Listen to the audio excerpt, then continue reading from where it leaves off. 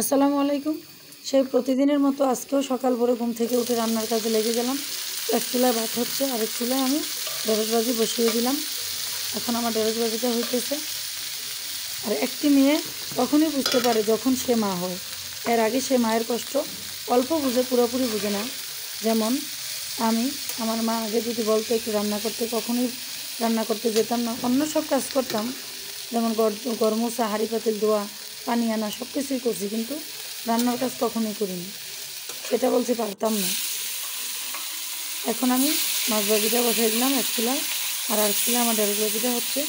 আমি পোয়া মাছ দিয়ে টমেটো দিয়ে রান্না করব। এখন যদি হাজারো কষ্ট লাগে তারপরে উঠে রান্না করি, কিন্তু ওই সময় তো করি নেই। এখন যদি রান্না না করি ছেলে মেয়ে না খেয়ে থাকবে, সেই জন্যই আরও তাড়াতাড়ি রান্না করতে হয়। এখন আমার ঢেঁড়স ভাজিটা হইতেছে, আর এদিক দিয়ে আমার মাছ ভাজাটাও হয়ে গেছে। আমি এখন চুলাতে পেঁয়াজগুলো দিয়ে দিলাম। পোয়া মাছটা ভুনা করব।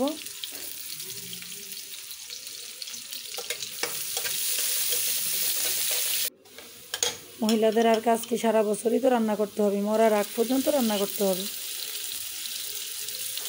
এক চামচ রসুন বাটা দিয়ে দিলাম, এক চামচ জিরা বাটা দিয়ে দিলাম, হলুদের গুঁড়া, মরিচের গুঁড়া, লবণ স্বাদ মতো দিয়ে এবার মশলাগুলো ভালো করে কষিয়ে নেব।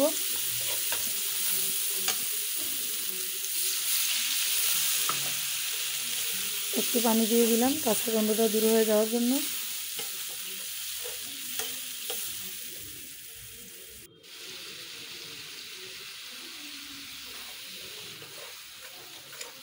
অল্প একটু জিরার গুঁড়ি দিয়ে দিলাম। এখন সেই ভাজা মাছগুলো দিয়ে মশলার ভিতরে কষিয়ে নেব।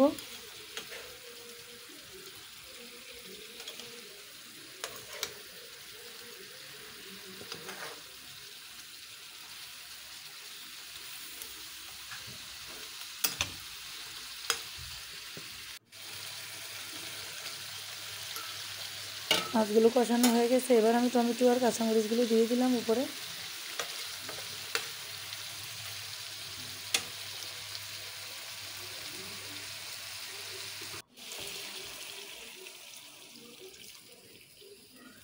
এখন পরিমাণ মতো পানি দিয়ে দিলাম।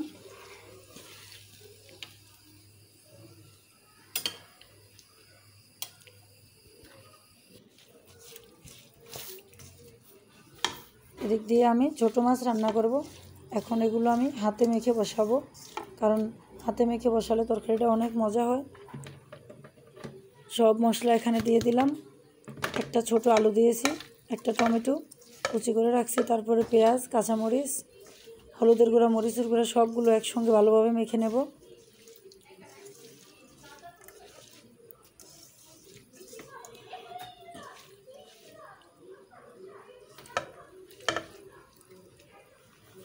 হাতে মেখে বসালে তরকারিটার টেস্ট অন্যরকম আসে। একটা কাপ দিয়ে 1 কাপ পরিমাণ পানি দিয়ে দিলাম। আমি আর এখানে পানি অ্যাড করব না। এবার চুলাতে বসিয়ে দিলাম।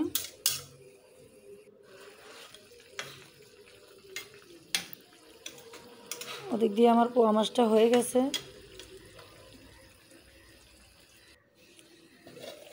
এখন ধনেপাতা দিয়ে উঠিয়ে নেব।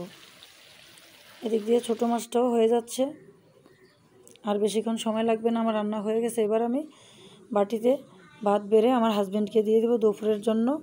এই যে পোয়া মাছ, তারপর হচ্ছে ঢেঁড়স ভাজা, তারপরে ছোটো মাছ। আজকের মতো এখানেই বিদায় নিলাম। আল্লাহ হাফেজ।